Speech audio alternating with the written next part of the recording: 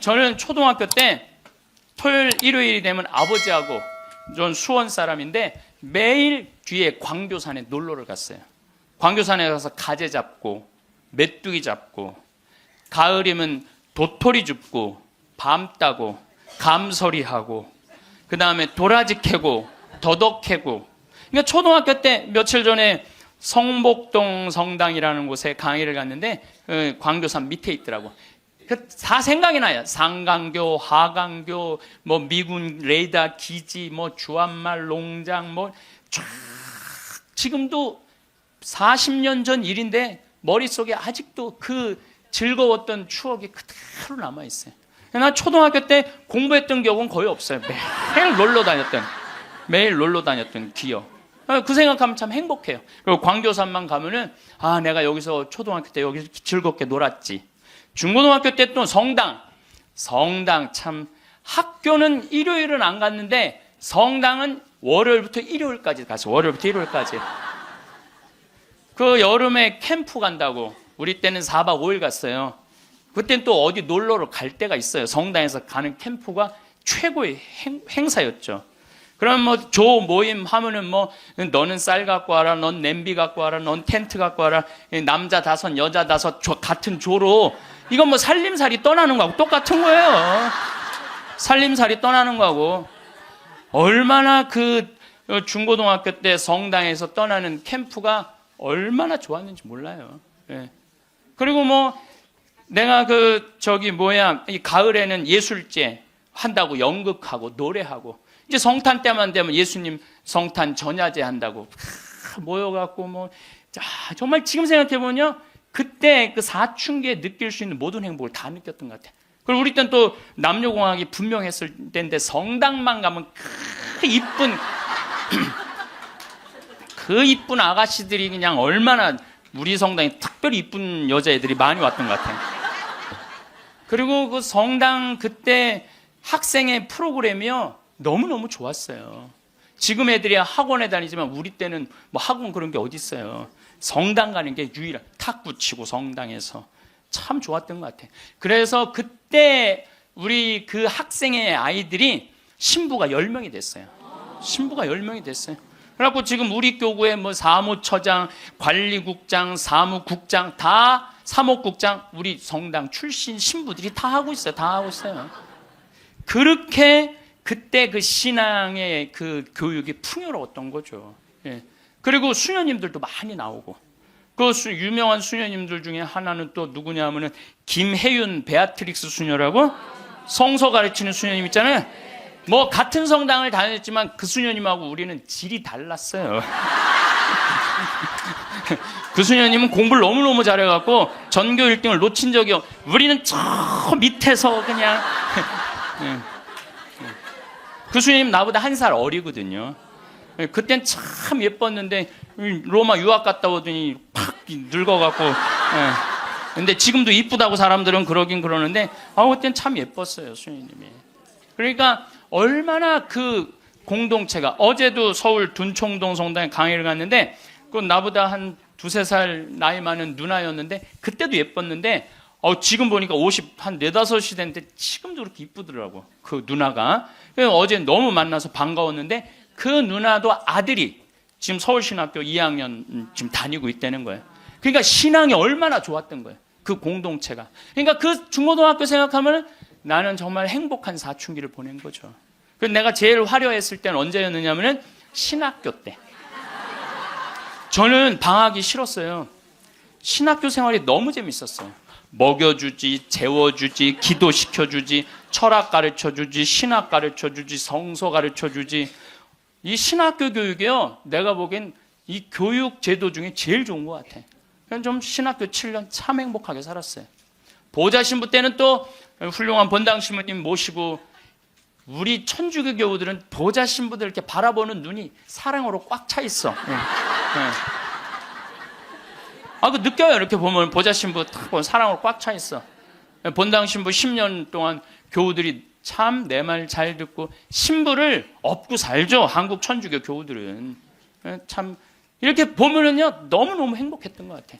그리고 이제 10년 전에 강원도 평창 생태마을에 들어가서 이렇게 살면 본당이 없으니까 뭐 본당이 없으니까 또 온 세상이 또 다 내 본당이야 또. 전 세계 다니면서 강의하고. 지난 여름에도 브라질, 아르헨티나, 페루, 칠레, 파라과이 5개 나라 한 달 동안 순회 강연 갔다 왔거든요. 페루 이제 뭐 얼마나 멀어요 페루가. 페루 갔더니 이제 강의 이제 2시간 끝났는데 거기 회장님들이 신부님 귀양 여기까지 왔으니 마추픽추 가자고. 그러니까 강의는 2시간 하고 마추픽추는 2박 3일 갔다 오고. 이런 좋은 팔자가 어디 있어요. 브라질 가면 또 뭐 리오데 자네이루 또 아름다운 항구 예수님이 이렇게 펼치고 있는 데 있죠. 이번에 월드컵 한대. 참 얼마나 좋은 팔자예요. 깔라파테라고 아르헨티나 맨 밑에 빙하 있는데 신부님 환경하시니까 꼭 보셔야 된다고. 세상에 이렇게 돌아보면 난 웃으면서 죽을 수 있을 것 같아요. 또 작년에는 내가 또 아침마당에도 출연했잖아. 아침마당. 평화방송도 모자라서 아침마당까지. 그냥 아침마당을 2번을 강의를 나갔었는데 목요 특강 2번을 강의를 나갔었는데 보통 목요 특강 시청률이 7% 정도 된다고 그래요. 근데 전 2번 다 10.4%가 나왔어요. 이게 뭐 물론 그 3.4%는 우리 천주교 교우들이 봐줘서 올라간 건지 내가 알고 있죠. 천주교 교우들이 봐줘서 올라간 거 알고 있는데 나는 그 목요 특강 하려고 그러면 새벽 4시에 집에서 나와야 돼요. 새벽 4시에 이제 또 눈이 항상 오니까 겨울에 작년에도 마지막 강의 12월 27일인가 나왔는데 그 눈길을 헤치고 와서 이제 딱 가면은요 여의도에 도착하면은 깜짝 놀랐어요. 여자 둘이서 달겨 들어가고 막 화장을 1시간 동안 하는 거. 화장을 1시간 동안. 평화방송은 생전 화장 안 해주는데 화장을 1시간 동안. 이제 그리고 이제 강의가 끝나고 이제 평창에 집에 들어갔는데 생태마을이 난리가 난 거야. 왜 그런가 했더니 그 강의를 들으면서 실시간 검색어가 1위였대요. 그리고 전국에 우리 교우들이 아니고 일반인들이 전화해갖고 거기 신부님 생태마을 자랑하는데 거기 가보고 싶다고. 근데 할머니 한 분이 성당도 안 다니는 할머니가 전화해갖고 오늘 그 강의한 신부님 어쩜 그렇게 유쾌하고 우리 마음을 잘 아느냐고. 근데 그렇게 유쾌한 신부님이 아직도 전화해 되도록 왜 혼자 사느냐고. 그거 좀 장가 좀 보내라고 그 직원들이. 아니 저를 염려해 주는 게 우리 천주교 교우들만 염려해 주는 게 아니라 성당 안 다니는 할머니도 염려해 주니 이게 얼마나 행복한 신부예요. 그래서 이게 죽을 때 웃으면서 죽을 수 있을 것 같아. 난 정말 행복했다. 우리가 죽을 때 뭘 갖고 가느냐면은 추억 갖고 떠나는 거. 추억. 내가 이렇게 인생을 돌아봐서 야, 난 정말로 즐거웠어.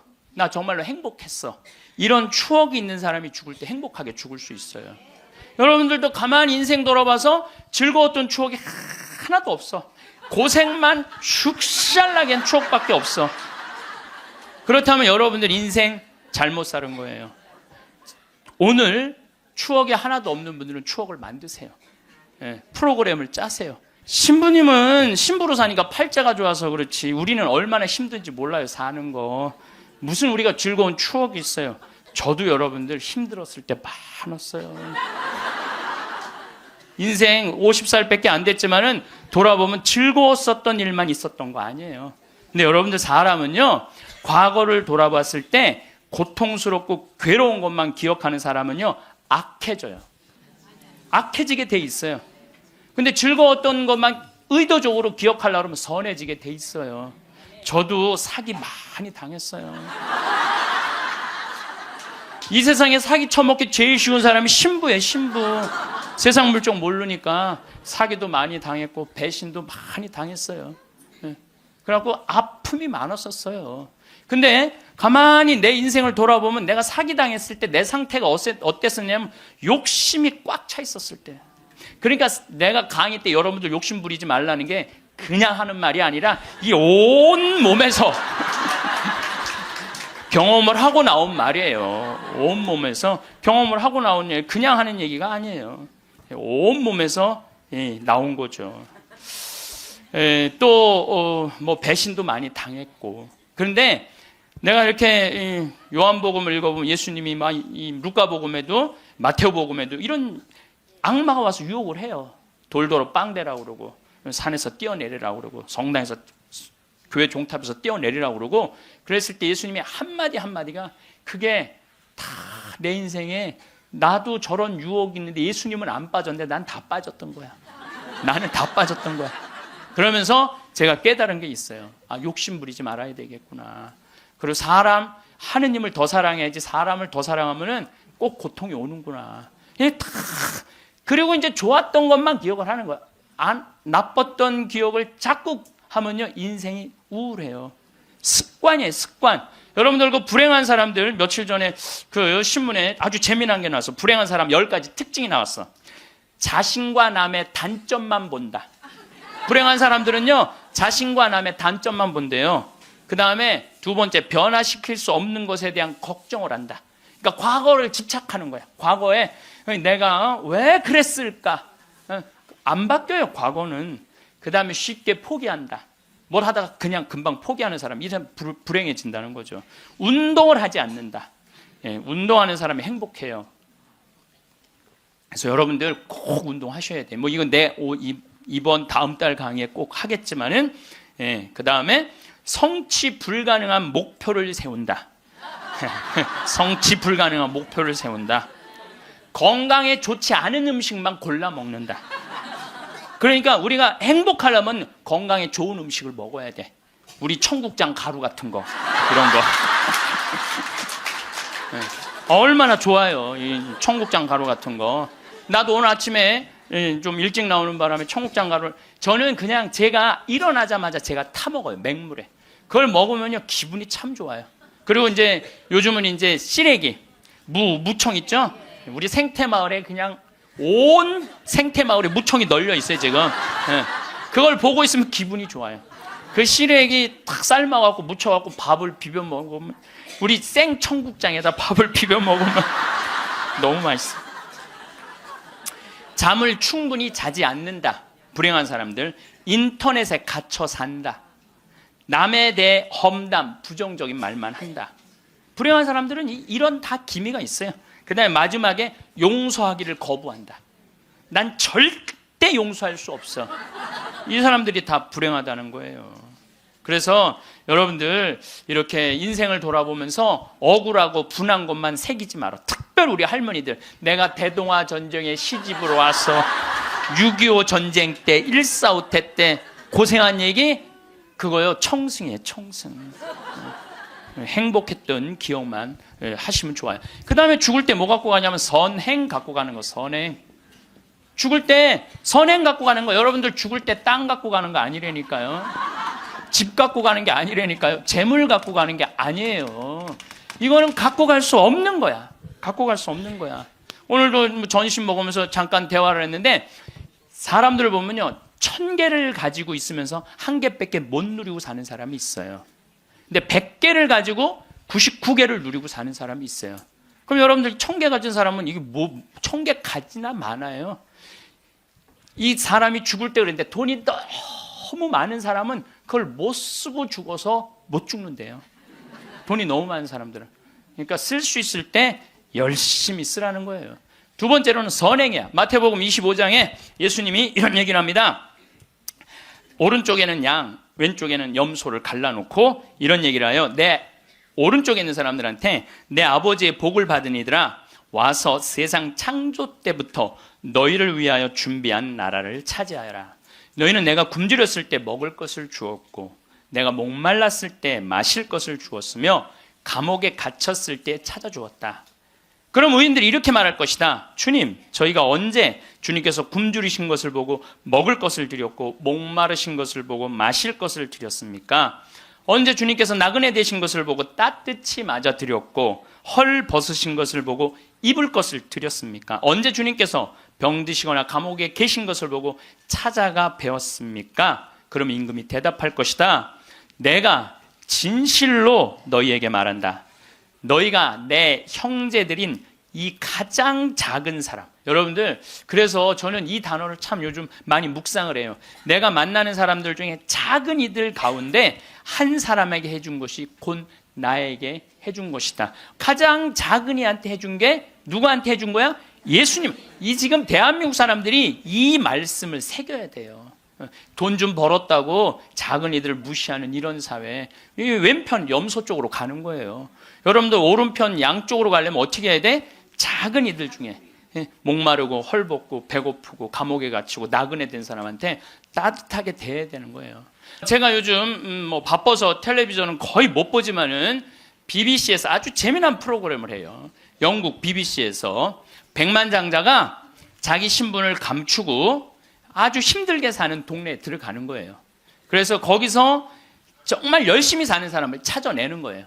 찾아내서 이 사람이 백만장자가 아닌데도 백만장자인데도 불구하고 자기도 가난한 것처럼 해서 그 사람이 정말 열심히 살고 성공할 수 있는 가능성이 있으면은 한 달, 두 달 같이 지내다가 마지막에 깜짝 선물을 해주는 거예요. 당신 내가 커피숍 차릴 수 있도록 가게를 내주겠다. 이런 프로그램이 있어요. 그러니까 이 백만장자가 하는 거야. 백만장자가. 여러분들은 못하죠. 여러분들 누굴 커피숍을 차려줘. 백만장자가 하는 건데, 제가 너무 감동적인 그 장면 하나는 그 무료 급식소를 봉사하는 사람이야.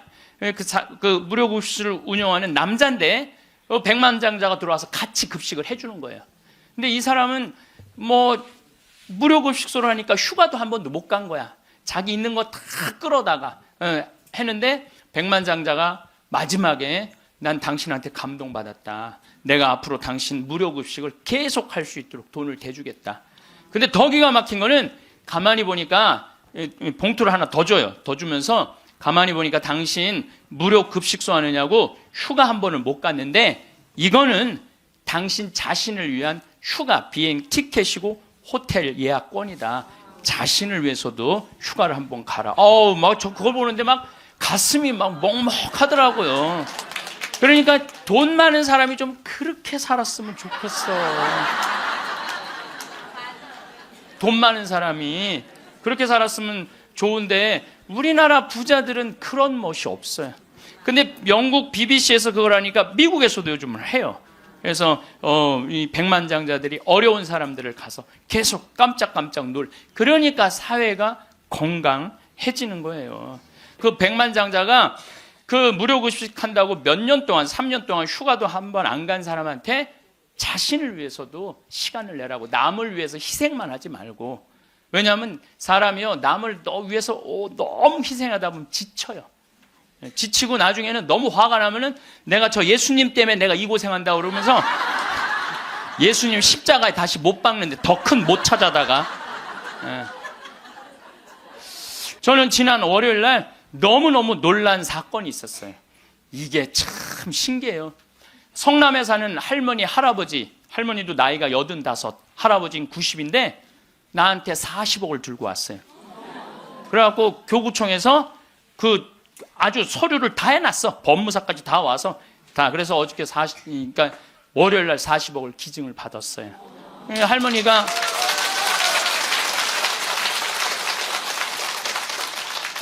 그러니까 되는 놈은 되는 거야.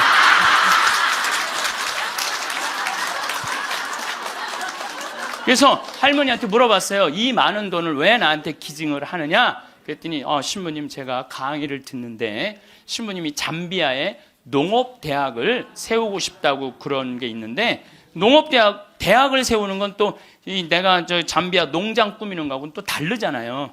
근데 저 신부님이 지금 저렇게 열정적으로 일을 하는데 나는 이제 떠날 날이 얼마 남지 않았는데 근데 그래서 이제 신부님한테 기증을 하기로 했다고. 근데 할아버지가 더 멋있는 거야. 무엇이냐? 나한테 기증서 마지막 서류 등기 다 해갖고 왔어. 그래갖고 근데 지문이 안 나오는 거야. 나이가 많으시니까. 난 또 월요일에 처음 알았어요. 여러분들 좀 기증하려면 조금 젊었을 때 지문 나올 때 하세요. 지문 나올 때. 지문이 안 나오는데 한 10번을 하는데 10번 다 기쁘게 하시더라고요. 근데 할아버지가 이런 말씀을 하세요. 이제야 좀 마음이 홀가분하다고. 그러면서 할아버지가 이런 말씀을 하세요. 그 아프리카에 그 굶는 사람들을 보면 너무 가슴이 아픈데 그냥 빵을 주는 건 큰 의미가 없다는 거예요. 그 빵을 만들 수 있는 사람을 키워내는 일이 더 중요하다는 거예요. 그래서 이제 그걸 이제 받아서 이제 제가 이제 또 숙제가 하나 생겼죠. 근데 신부님 왜 그렇게 좋아하세요? 신부님 주머니에 한 푼도 안 들어가는데. 왜냐하면은 우리 천주교가 그런 건 참 좋아요. 누가 기증을 받아도 내 이름으로 받을 수가 없어. 신부 이름으로. 그러니까 교구청 법인으로 받는 거야. 그러니까 내가 어떻게 해먹으려고 그래도 해먹을 수가 없어.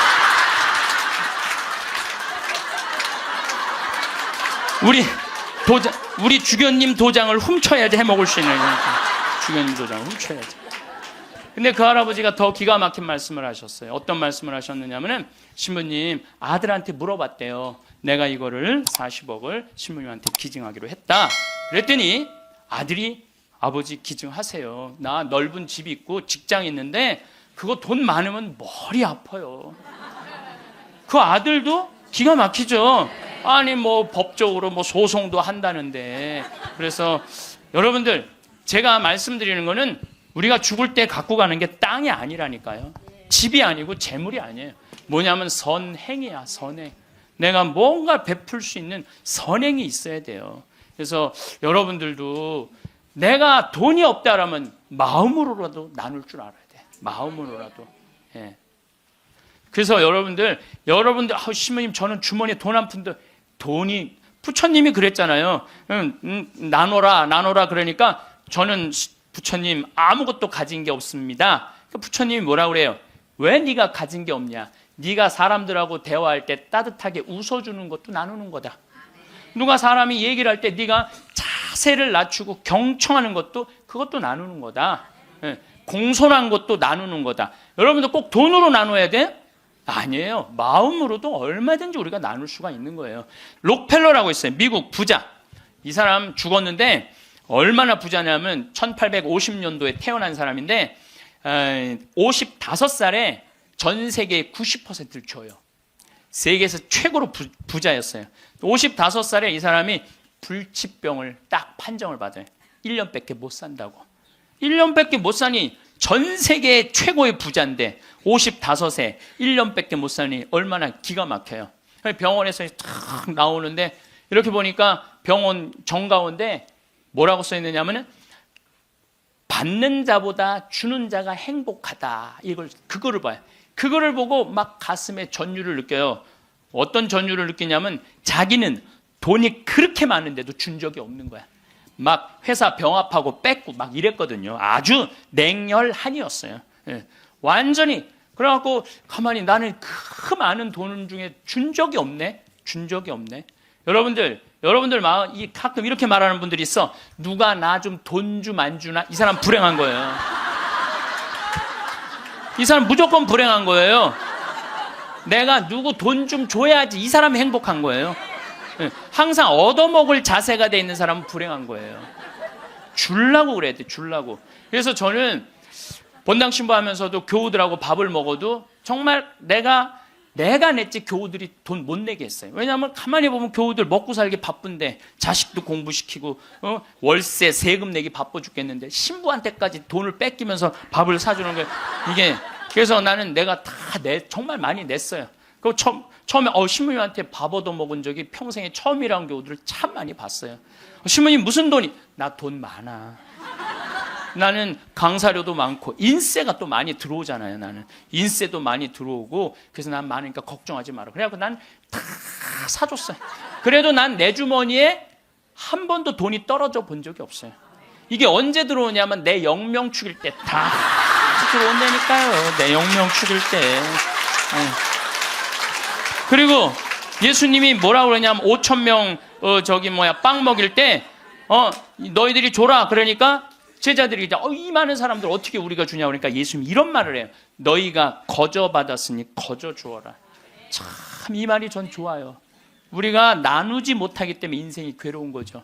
그래갖고 록펠러가 나는 이렇게 많이 줄 수 있는데 내가 하나도 못 주고 죽는구나. 근데 마침 그 병원에서 호텔 로비에서 딸아이 입원비가 없어갖고 막 병원 사람들한테 제발 내 딸 좀 입원 시켜달라고 막 울며 불며 매달리는 엄마를 봐요. 록펠러가 그걸 보고 비서를 시켜서 병원비를 대주라고. 병원비를 대줬는데 그 소녀가 기적같이 나요. 록펠러가 너무너무 행복한 거야. 야, 나도 이렇게 나누니까 이렇게 좋으네? 내가 남은 1년 동안 나눠야 되겠다. 그래서 막 시카고 대학도 세우고 병원 한 2,000개 세우고 도서관도 세우고 고아원도 세우고 그 남은 시간 동안 돈이 많으니까 엄청나게 나누기 시작을 했어요. 근데 그렇게 나누다 보니까 록펠러가 이 55세 죽는 데는 록펠러가 98까지 나누다 죽었어요. 98까지 나누다 죽었어요. 그러면서 죽으면서 록펠러가 이런 얘기를 해요. 어떤 얘기를 하느냐면 내가 쥐려고 그랬던 55년은 쫓기고 살았다는 거예요. 인생을.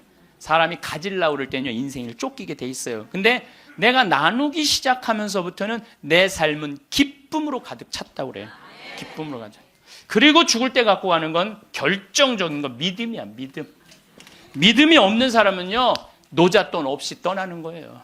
믿음이 없는 사람은 노잣돈이 없이 떠나는 거. 죽을 때 빈털터리로 떠나는 거. 빈털터리로.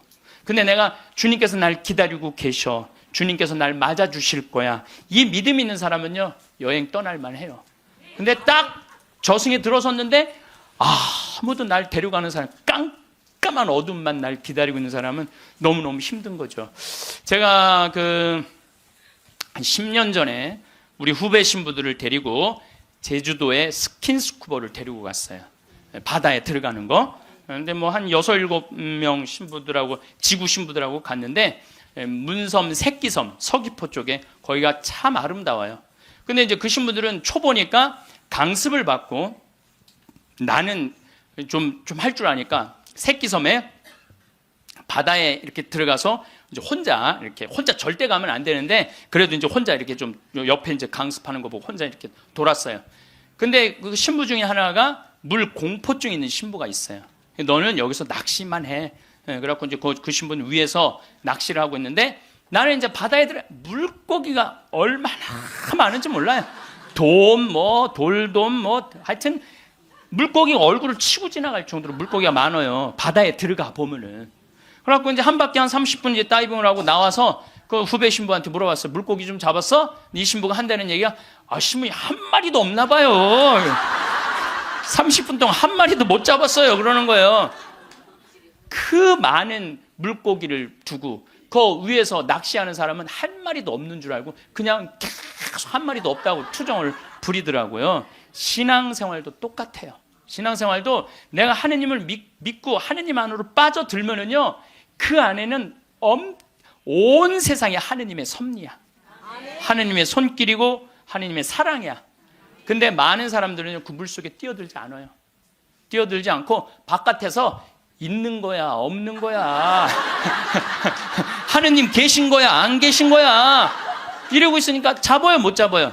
못 잡아요. 여러분도 오늘도 야, 명동에 오늘 그 신부님 강의 간대자. 가자! 데리고 올라오래. 아유, 뭘 가. 니네나 가. 난 나중에 기회 되면 갈게. 그 사람은요, 못 잡는 거예요. 물고기를 못 잡는 거예요. 얼마나 하느님 안에 들어가면은 신앙의 보물이 얼마나 많은데. 또 우리 보자 신부님이 그런 얘기를 해요. 보자 신부님이 자기 낚시를 참 좋아해요. 우리 보자 신부님이. 근데 신부님 강론 때 그러더라고요. 보면은 아무리 물고기가 안 나와도 한 자리에서 4시간, 5시간 앉아있으면 결국은 나올 때 되면 밑밥을 뿌리면은 나올 때 되면 엄청나게 나온다는 거예요. 우리 보자 신부님이 우리 조카 며느리 아이가 아기를 가져갖고 잉어를 좀 해달라는 거예요. 가면 막 이렇게 잡아오는 거예요. 어떻게 이렇게 재주가 좋으냐 그러니까 신부님이 한 자리에 계속 있으면 잡는다는 거예요. 한 자리에 계속 있으면은. 근데 자기가 낚시터에 가보면 한 마리도 못 잡아가는 사람이 있대. 어떤 사람이냐면 1시간씩 옮기는 사람이에요. 이 사람은 하나도 못 잡고 가는 거야. 하나도 못 잡고.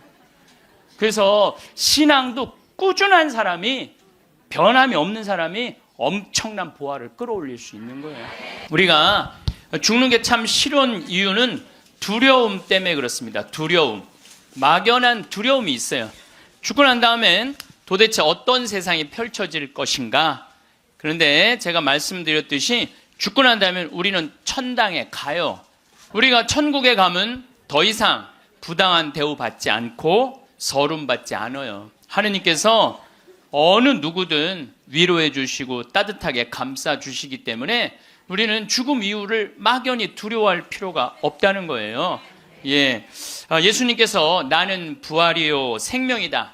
나를 믿는 사람은 죽더라도 영원히 죽지 않는다. 말씀하신 것처럼 우리는 죽는 게 죽음이 아니야. 새로운 삶으로 옮아가는 여정일 뿐입니다. 여러분들 그 누에가 알이 되고 꼬치가 돼갖고 누에가 되고 난 다음에 그 다음에 어떻게 돼요? 나비가 돼서 날아가잖아요. 그 누에 꼬치로 있을 때 아주 볼품이 없잖아요. 근데 나비로 날아갈 때는 얼마나 아름다워요. 그러니까 우리가 천국에 가서는 지금 모습보다 훨씬 아름다울 거예요. 그랬더니 어떤 분이 딱 미국에서 강의를 하는데 맨 앞에서 강의를 열심히 듣던 분인데 굉장히 뚱뚱해요. 그런데 그분이 손을 들더니 신부님 나도 천국에 가면 날씬해지고 아름다워집니까? 그렇게 물어보더라고요. 그래서 제가 이렇게 대답을 했어요. 날씬하게 될지는 모르지만 아름답긴 할 거다. 아름답긴 할 거다. 어쨌든 우리가 두려움이 막연한 두려움이 있어요. 근데 하느님을 믿는 우리들은 죽는 것에 대한 두려움 가질 필요 없어요. 하느님께서 우리를 천국으로 초대해 주실 것이고 예수님이 뭐하러 그렇게 십자가에 힘들게 못 박혀 돌아가셨어요. 많은 사람들을 구원하시기 위하여 돌아가신 거예요. 여러분들은 그 부활신앙을 믿어야 돼. 우리 그리스도인들에게 최대의 신앙의 핵심은 부활신앙이에요. 내가 나비보다 훨씬 아름다운 모습으로 부활할 거라는 이 믿음. 그래도 죽는 게 싫어. 뭐 때문에 그래? 생이별 때문에 그래. 생이별. 아무리 죽어서 천당 간다 하더라도 이 세상에 죽으면 더 이상 사랑하는 아내 볼 수 없고 남편 볼 수 없고 자식 볼 수 없고 부모님 볼 수 없기 때문에 이 생이별, 죽음 때문에 생이별이 되는 거예요. 죽으면 더 이상 사랑할 수도 없고 사람으로서 도리도 못하고 내가 누리고 싶은 호강도 못 누리고 이 세상에서 고생만 하다가 죽는 게 싫은 거예요. 그래서 여기 계신 분들 중에 죽기 직전에 후회하지 말고 죽기 전에 내가 뭘 할 걸 그런 거 후회하지 말고 혹시 돈 100억 정도 있는 분들은 한 10억, 20억만 놔두고 80억은 쓰세요. 맛있는 것도 사 먹고 여행도 다니고 그러면 되지. 우리가 죽을 때 돈 가지고 가는 거 아닙니다. 죽을 때 가지고 가는 거 땅, 재산 이게 아니에요. 공술의 공수거예요. 빈손으로 왔다 빈손으로 가는 거예요. 가지고 가지도 못하고 쥐고 그냥 이거 쥐려고 인간성도 버리고 나쁜 짓이란 나쁜 짓 다 골라하면서 죽는 사람들 보면 참 제가 보기에는 참 가슴이 아파요. 유병원 씨 그렇게 돈을 많이 모아놨다가 결국 죽을 때 돈 갖고 갔어요? 한 푼도 못 갖고 갔어요. 어떻게 해서? 다 놔두고 갔어요. 마지막에 순천 쪽에서 도망 다닐 때 현찰이 8억 6천 우리나라 돈 8억 6천 있고 달러가 16만 달러 1억 6천이 있었대요. 근데 그거 손도 못 댔어요. 마지막에 그 집에서 도망 나갈 때 이 가방에 마지막에 있었던 건 수쿠알렌 몇 알 딱 갖고 떠난 거야. 수쿠알렌 몇 알. 여러분들 죽을 때 돈 갖고 떠나는 게 아니에요. 그래서 우리 죽을 때는 추억, 선행, 믿음 갖고 가는 거예요. 집 갖고 가는 게 아니라니까요. 어쨌든 내가 지난 2월 달에 이제 성주순례 이제 가서 이제 갈릴레아 호수를 도는데 그 갈릴레아에서 3일을 머물었어요. 갈릴레아가 신앙의 유산이 너무 많아요. 5,000명 먹이신 빵의 기적도 갈릴레아 호수에서 했지. 산상 설교도 갈릴레아에서 했지. 풍랑 걸은 데도 갈릴레아지. 제자들하고 예수님하고 만난 데도 갈릴레아지. 얼마나 많아요. 그러니까 거긴 3일을 머물렀죠. 3일을 머무르고 이제 저녁에 이제 모여갖고 80명 순례자들한테 오늘 느낀 신앙의 감동을 나눔 얘기를 하자고 그랬어요. 근데 참 우리 천주교 신자들은 이상하죠. 말 그렇게 잘하다가도 말씀 나누게 하자 그러면 입을 다물어. 말씀 나누게 하자 그러면. 내가 아는 몇몇 연예인도 있으면 연예인들을 만나고 얘기를 하면 신앙이 너무너무 좋아요. 그런데 방송에만 나가면 절대 말 안 해, 신앙에 대해서. 신기해. 개신교 성도들은 간증하라고 그러면 그냥 뛰어나왔고 서로 하려고 그러는데, 우리는 그냥 잘 놀다가도, 자, 지금부터 말씀 나누기 전에 내가 묵상을 했어요. 왜 우리 천주교 교우들이 이렇게 입이 무거운가? 내가 묵상을 했어요. 답을 찾아냈어요. 요셉 성인 닮아서 입이 무거운 거, 요셉 성인 닮아서. 요셉 성인이 참 입이 무거워요, 보면은. 아니, 장가를 가려고 딱 했는데, 마리아가 애를 배 갖고 온 거야. 기가 막히잖아요. 나는 손도 잡은 적이 없는데, 그럼 일반 사람이면 뭐라 그럴 거냐? 친구들한테, 야, 얘기 좀 하자. 야, 난 너무 고민이 있어. 아니, 마리아가 결혼도 하기 전에 애를 배웠네. 이거 어떻게 하면 좋지? 분명히 이렇게 얘기했을 거예요. 근데 요셉 성인은, 아무한테도 말하지 않고 혼자 파혼하기로 혼자만 마음속으로 생각을 해. 우리 천주교 교우들하고 똑같은 거예요. 12살 때 예수님 3일 동안 잃었다가 3일 만에 찾았어. 3일 동안 근데 나는 요셉 성인도 참 대단해요. 내 애도 아니고, 그렇잖아요. 내 애도 아니고, 마누라도 내 마누라도 아니야. 사실은 그렇잖아요. 그런데 그 아이하고 그 엄마를 12년 동안 책임졌다는 건요, 보통 사람 아니면 못해요. 참 우직한 분이죠. 근데 3일 만에 잃어버렸는데 얼마나 애가 타게 찾았겠어요. 찾고 난 다음에 성모님이, 얘야, 네 아버지와 내가 너를 얼마나 찾았는지 모른다. 나는 이 말도 참 묵상을 많이 하는 말 중에 하나예요. 성모님도 시집을 막상 오긴 왔는데 뱃속에 아기가 이씨 들어왔으니 얼마나 미안해요. 그러니까 항상 요셉 성인한테 미안한 마음이 있었던 것 같아. 그래서 여러분들 3일 만에 잃었던 애를 찾았어. 그럼 여러분들 뭐라 할까? 이놈의 새끼, 내가 너 얼마나 찾았는지 알아? 분명히 이랬을 거야. 근데 성모님은 자기를 먼저 내세우지 않았어요. 자기 아이임에도 불구하고, 얘야, 네 아버지와 내 남편을 인정해 준 거죠. 남편을 존중해 준 거죠. 네 아버지와 내가 너를 얼마나 찾았는지 모른다. 그런데도 요셉 성인은 아무 말도 안 해. 한마디도 안 해. 찾았으면 됐지 뭐, 이거죠. 한마디도 안 해요. 그래갖고 이제 우리 천주교 교우들이 요셉 성인 닮아서 말을 안 해요. 그래서 내가 우리 말씀 나누게 좀 하여튼 안 해. 근데 호텔 로비에서 얼마나 근사해요. 갈릴레아 호텔 신앙을 얼마나 간증하고 싶겠어. 아무도 말 안 하는데 70살 먹은 할머니가 손을 번쩍 드는 거예요. 내 말 끝나자마자 자기가 말한다는 거예요. 너무 고맙더라고요. 근데 그분은 할아버지하고 같이 오신 할머니인데 딱 일어나더니 할아버지의 손가락질을 딱 하더니 이렇게 말하는 거예요. 신부님, 내가 평생 이 인간 때문에 고생했다는 거예요. 나이가 70이 넘으면 남편을 대놓고 욕할 수가 있어요. 내가 평생 이 인간 때문에 고생했다는 거예요.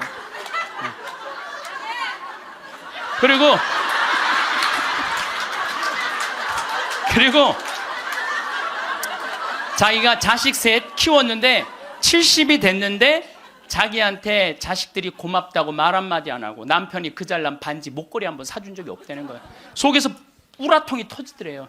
내가 그렇게 고생을 해서 자식들을 키우고 남편 뒷바라지를 했는데 나의 고생을 알아주는 사람이 하나도 없더래. 갈비 먹고 싶을 때 와서 갈비 사주는 놈 한 놈도 없다는 거예요. 근데 어느 날 갑자기 내가 방송에서 나오더니 그러더래요. 늙어서 왜 갈비가 먹고 싶으면 자식이 사줘야 되냐.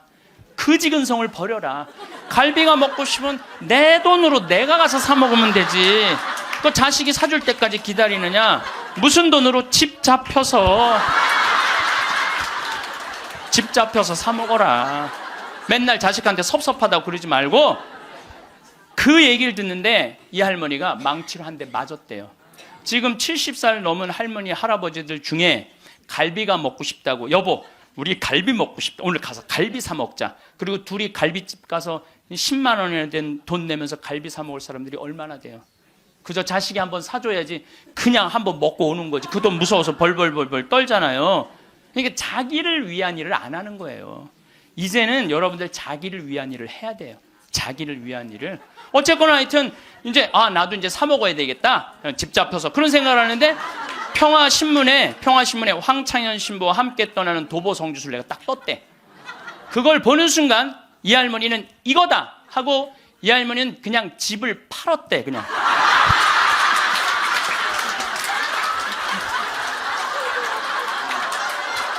집을 팔았대요. 네. 집을 팔고 1억이 남은 걸 가지고 성지순례를 따라온 거예요. 여동생 부부하고. 근데 왔는데 자기 너무너무 행복하대. 근데 이 할아버지는 맨날 술만 먹던 할아버지인데 성지순례도 안 따라오려는 걸 억지로 끌고 온 거야. 근데 이 할아버지가 다리도 아프다 뭐도 그런데 10일 동안 걸으면서 하느님을 만난 거야. 하느님을 완전히 만나서 성지순례 끝나고 난 다음에 3개월 후에 다시 뒤풀이를 했는데 이 할아버지가 할머니가 그러는 거예요. 저 양반이 미쳤나 보다고. 왜 그러냐면 그전에는 전화만 하면 술 어서 먹을까 이랬는데 요즘 전화만 하면 성당 나와라, 성당 나가야 된다, 하느님은 살아계신 분이다, 이렇게 얘기를 하대. 그러니까 이 세상 집을 팔아서 하늘나라 집을 산 거예요.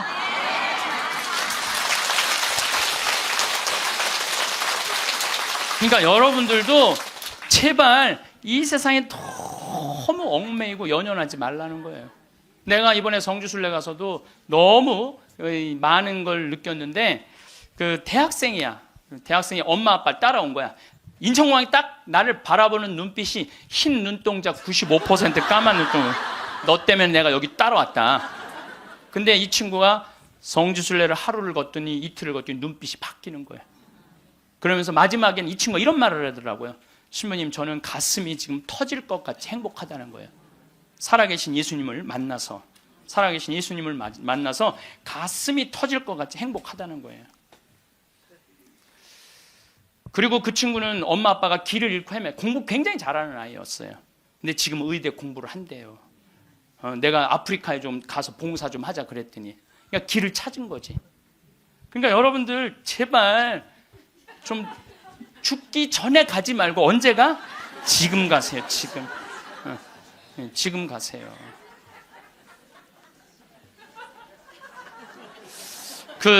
요 얘기만 하고 다음 강의로 넘어가겠습니다. 제 조카를 작년에 잠비아를 남자아이를 데리고 갔어요. 근데 얘가 갔다 오고 나서 말라리아가 걸렸어요. 근데 빈센트 병원에 입원을 했는데 빈센트 병원에서 자기네들은 우리 풍토병이 아니기 때문에 컨트롤을 못 한다는 거예요. 그래서 여기 국립 의료원으로 끌고 왔어요. 죽기 일보 직전이었어요. 내가 조카 하나 죽이나 보다. 내가 내 평생에 그렇게 열심히 기도했는데 하느님 제발 살려주십시오. 그래서 안 돼갖고 서울대 병원에 유명한 의사도 해갖고 좀 어떻게 해갖고 어쨌든 하여튼 기도가 통했는지 살아났어. 근데 얘가 국립대학 다니다가 그거 끝나고 내가 대학을 때려쳤어요. 대학을 때려치고 삼촌 내가 죽기 직전까지 가보니까 내가 하고 싶은 거 해야 되겠어. 걔가 내 목소리하고 똑같아요. 그래서 뮤지컬 학과를 다시 간 거야. 요즘은 매일 뮤지컬 연극 지금 학교 다니면서 매일 공연하러. 이 아이는 나 볼 때마다 삼촌 나 너무 행복해. 그러니까 여러분들 사람이 죽기 전에 후회하는 게 뭐냐면 왜 내가 그걸 못 해봤을까, 이걸 후회한다는 거예요. 그러니까 이 얘기는 내가 다음 시간에 할 텐데 죽기 전에 후회하지 말고 지금 하라는 거. 지금 기도 바치겠습니다. 성부와 성자와 성령의 이름으로. 아멘. 당신을 보면 괜히 눈물이 납니다. 사랑의 눈물, 속죄의 눈물, 기쁨의 눈물. 피부를 비집고 들어오는 당신의 살 냄새도 괜히 눈물이 납니다. 생명 속에 사랑으로 스며듭니다. 우리의 속죄 모두 지시고 사랑으로 거두시는 당신 모습에 죽음과 부활을 다시 봅니다. 하늘과 땅 사이에 다시 나시고 지금도 나를 위해 살아계시는 사랑의 깊은 영광 당신입니다. 당신을 보면 괜히 사랑에 젖어 사랑의 눈물이 절로 납니다. 가시관 쓰신 모습, 피에 젖어도 인자한 모습에 눈물이 납니다. 십자가에 못 박혀 돌아가실 때 우리의 생명 다시 난 것을 마음 깊이 눈물 절로 납니다. 당신을 보면 괜히 눈물이 납니다. 우리는 흔히 후회 없는 삶을 꿈꿉니다. 그런데 후회 없는 삶이란 무엇일까요? 모든 것을 완벽하게 해내고 실수 하나 없이 살아가는 것일까요? 아닙니다. 후회 없는 삶이란 오늘을 사랑으로 채우는 삶입니다.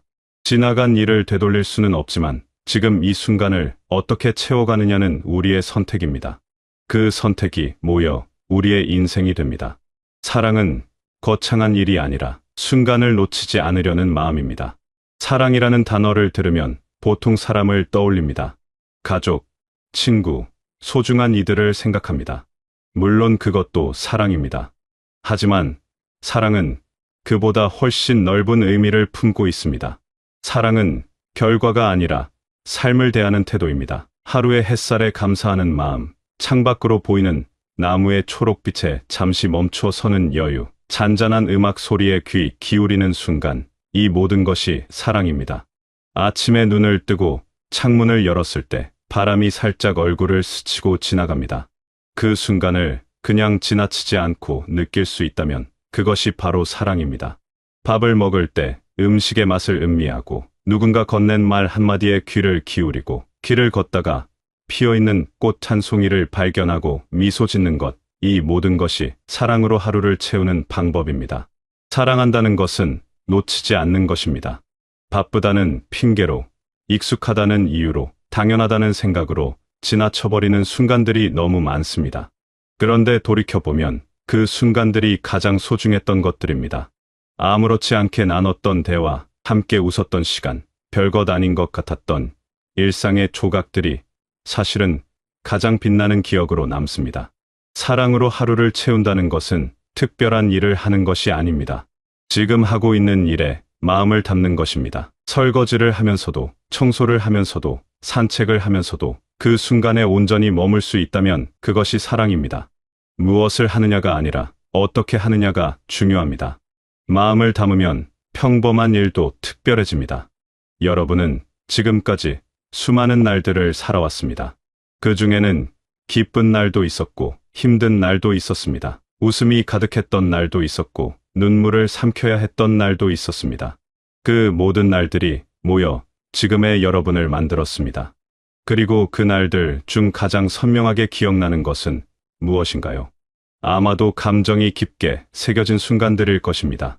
기쁨이든 슬픔이든 감동이든 놀라움이든 마음이 움직였던 순간들이 기억으로 남습니다.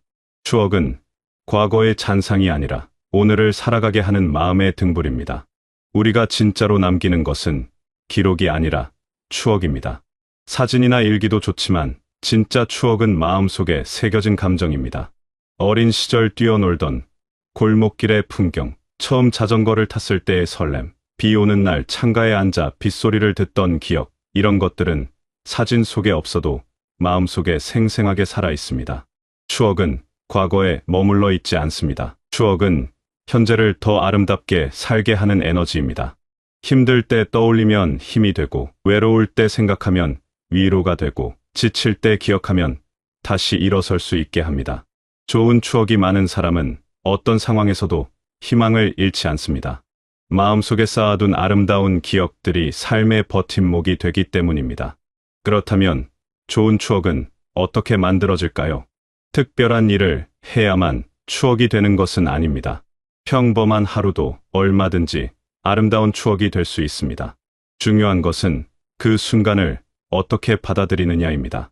감사하는 마음으로 받아들이면 평범한 순간도 특별해집니다. 함께한 사람에게 마음을 열면 짧은 만남도 깊은 인상으로 남습니다. 추억을 만드는 것은 결국 지금 이 순간을 얼마나 소중히 여기느냐에 달려 있습니다.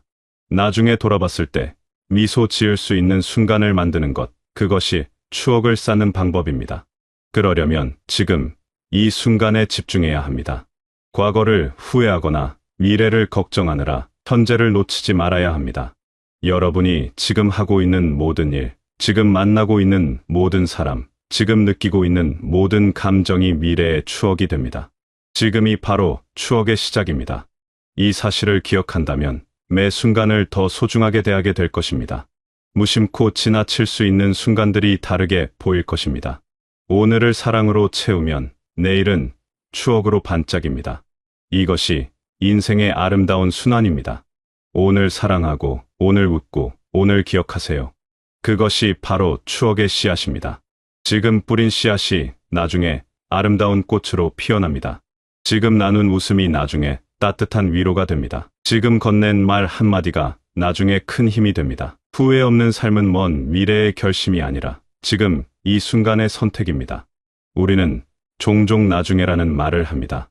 나중에 시간이 나면, 나중에 여유가 생기면, 나중에 기회가 되면 하겠다고 말합니다. 하지만 나중이란 시간은 오지 않습니다. 우리에게 주어진 시간은 언제나 지금뿐입니다. 그래서 지금이 중요합니다. 지금 할 수 있는 일을 미루지 말아야 합니다. 지금 전할 수 있는 마음을 숨기지 말아야 합니다. 오늘 아침에 본 하늘이 어떤 색이었는지 기억하시나요? 오늘 만난 사람에게 따뜻한 말을 건넸나요? 오늘 마음이 움직이는 순간이 있었나요? 이런 작은 것들이 모여 하루를 만들고 하루가 모여 인생을 만듭니다. 거창한 계획이나 큰 목표가 없어도 괜찮습니다. 오늘 하루를 마음을 담아 살아가는 것만으로도 충분합니다. 매일매일이 완벽할 수는 없습니다. 때로는 힘든 날도 있고 마음이 무거운 날도 있습니다. 그럴 때조차도 작은 순간들에서 사랑을 찾을 수 있습니다. 따뜻한 물 한 잔, 부드러운 담요의 감촉, 창밖의 새소리, 이런 작은 것들이 위로가 됩니다. 힘든 날에도 작은 사랑을 찾아내는 것, 그것이 삶을 견디게 하는 힘입니다. 이 인생의 가치는 길이에 있지 않고 얼마나 깊이 느끼며 살아가느냐에 있습니다. 하루를 살아도 깊이 느끼며 살 수 있고 많은 날을 살아도 무감각하게 살 수 있습니다. 중요한 것은 시간의 양이 아니라 질입니다. 얼마나 많은 날을 살았느냐가 아니라 그 날들을 얼마나 의미 있게 채웠느냐가 중요합니다. 깊이 느끼며 산다는 것은 감각을 열어두는 것입니다. 보고, 듣고, 느끼고, 맛보고, 만지는 모든 순간에 깨어있는 것입니다. 습관적으로 살아가는 것이 아니라 매 순간을 새롭게 경험하는 것입니다. 같은 길을 걸어도 매번 다른 것을 발견할 수 있습니다. 같은 하늘을 봐도 매일 다른 아름다움을 느낄 수 있습니다. 깨어있는 마음으로 살아간다면 평범한 일상도 경이로움으로 가득합니다. 그리고 깊이 느끼며 산다는 것은 관계에서도 마찬가지입니다. 형식적인 만남이 아니라 진심을 나누는 만남, 겉으로만 웃는 것이 아니라 마음으로 웃는 것, 들은 척하는 것이 아니라 진짜로 귀 기울이는 것, 이런 것들이 관계를 깊게 만들고 삶을 풍요롭게 합니다. 미래의 여러분이 지금을 돌아볼 때 미소 짓는다면 그게 가장 아름다운 삶입니다. 나중에 돌이켜봤을 때 후회하지 않으려면 지금 최선을 다해야 합니다. 완벽하게 할 필요는 없습니다. 다만 마음을 다해야 합니다. 진심을 담아야 합니다. 그렇게 살아간다면 나중에 돌아봤을 때 부끄럽지 않을 것입니다. 추억은 마음의 앨범입니다. 사진첩처럼 언제든 꺼내볼 수 있습니다. 힘들 때, 외로울 때, 길을 잃은 것 같을 때 마음의 앨범을 펼쳐보세요. 거기에는 여러분이 웃었던 순간들, 사랑했던 순간들, 행복했던 순간들이 가득합니다. 그 기억들이 여러분에게 말할 것입니다. 괜찮다고, 다시 일어날 수 있다고, 여러분은 충분히 잘하고 있다고 말입니다. 그리고 지금 이 순간도 언젠가는 추억이 될 것입니다. 지금 여러분이 보고 있는 풍경, 지금 여러분 곁에 있는 사람들, 지금 여러분이 느끼고 있는 감정, 이 모든 것이 나중에는 소중한 추억이 됩니다. 그러니 지금을 소홀히 하지 마세요. 지금이 바로 미래의 추억을 만드는 시간입니다. 사랑으로 하루를 채우는 것은 거창한 일이 아닙니다. 작은 것에서 시작됩니다. 아침에 일어나 창문을 열고 심호흡하는 것, 밥을 먹으며 감사하는 것, 길을 걷다가 하늘을 올려다보는 것, 누군가에게 안부를 묻는 것, 이런 작은 일들이 모여 사랑으로 가득한 하루를 만듭니다. 그리고 그런 하루들이 모이면 사랑으로 가득한 인생이 됩니다. 특별한 사건이나 큰 성공이 인생을 의미 있게 만드는 것이 아닙니다. 매일매일을 어떻게 살아가느냐가 인생의 의미를 만듭니다. 하루하루를 사랑으로 채워간다면 그 인생은 틀림없이 아름다운 인생이 될 것입니다. 때로는 지치기도 하고 무기력해지기도 합니다.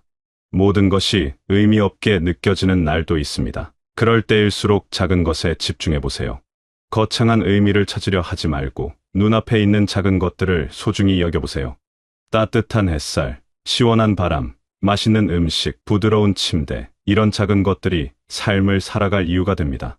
이 인생은 큰 사건들로 이루어지는 것이 아니라 작은 순간들로 이루어집니다. 평범한 하루하루가 모여 인생이 됩니다. 그래서 평범한 날을 소중히 여겨야 합니다. 특별한 일이 없는 날도 의미 있게 만들 수 있습니다. 마음만 먹으면 매일이 특별해질 수 있습니다. 사랑으로 하루를 채운다는 것은 결국 현재를 사는 것입니다. 과거에 얽매이지 않고 미래를 걱정하지 않고 지금 이 순간을 온전히 살아가는 것입니다. 지금 여기에 있는 것들에 감사하고 지금 할 수 있는 일을 하고 지금 느낄 수 있는 것을 느끼는 것입니다. 여러분의 인생은 여러분이 만들어갑니다. 매 순간의 선택이 쌓여 인생이 됩니다. 오늘 어떻게 살아갈지, 무엇에 마음을 쓸지, 어떤 태도로 하루를 맞이할지, 이 모든 것이 여러분의 선택입니다. 그리고 그 선택들이 모여 여러분의 인생을 만들어갑니다. 지금까지 살아온 날들을 돌아보면 후회도 있고 아쉬움도 있을 것입니다. 하지만 그 모든 것이 지금의 여러분을 만들었습니다. 과거를 바꿀 수는 없지만 지금부터는 달라질 수 있습니다. 오늘부터 하루를 사랑으로 채워가면 됩니다. 늦은 것은 없습니다. 지금이 바로 시작하기 가장 좋은 때입니다. 여러분의 마음속에는 이미 수많은 아름다운 추억들이 있습니다. 그 추억들이 여러분을 여기까지 오게 했습니다. 그리고 앞으로도 계속 추억을 만들어갈 것입니다. 매일매일 새로운 추억이 쌓입니다. 그 추억들이 여러분의 삶을 더욱 풍요롭게 만들 것입니다. 오늘도 여러분은 소중한 하루를 살아가고 있습니다. 그 하루가 누군가에게는 위로가 되고, 누군가에게는 기쁨이 되고, 누군가에게는 희망이 됩니다. 여러분의 존재 자체가 소중합니다. 여러분이 살아가는 매 순간이 의미 있습니다. 그것을 잊지 마세요. 하루하루를 사랑으로 채워가세요. 작은 것에서 기쁨을 찾고, 평범한 것에서 감사를 느끼고, 일상 속에서 행복을 발견하세요. 그렇게 살아간다면 여러분의 인생은 아름다운 추억들로 가득 찰 것입니다. 그리고 그 추억들이 여러분을 지탱하고 힘이 되고 빛이 될 것입니다. 지금 이 순간도 소중합니다. 이 글을 읽고 있는 지금, 이 시간도 나중에는 추억이 될 것입니다. 그러니 이 순간을 놓치지 마세요. 지금 느끼는 감정을, 지금 떠오르는 생각을, 지금 마음속에 있는 것들을 소중히 여기세요. 모든 순간이 의미 있고 모든 순간이 소중합니다. 여러분이 오늘 하루를 사랑으로 채우고 그 하루가 아름다운 추억으로 남기를 바랍니다. 여러분의 마음속에 따뜻한 기억들이 가득 쌓이고 그 기억들이 여러분에게 힘이 되기를 바랍니다. 매일매일이 의미 있고 매 순간이 특별하고 여러분의 인생이 사랑과 추억으로 반짝이기를 바랍니다. 그리고 무엇보다 여러분이 행복하시길 바라겠습니다. 바라겠습니다. 바라겠습니다. 바라겠습니다. 바라겠습니다.